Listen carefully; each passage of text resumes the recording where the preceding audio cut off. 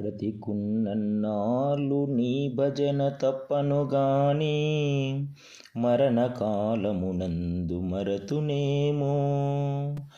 ఆవేళ యమదూతలాగ్రహంబుననొచ్చి ప్రాణముల్ పెకలించి పట్టునప్పుడు కపవాత పైత్యముల్ గప్పగా భ్రమచేత కంపముద్భవముంది కష్టపడుచు. నా జిహ్వతో నిన్ను నారాయణ ఎంచు పిలుతునో లేక శ్రమచేత బిలువలేనో. నాటికిప్పుడే భక్తి నీ నామ భజన తలచెదను జవిని వినవయ్య ధైర్యముగను.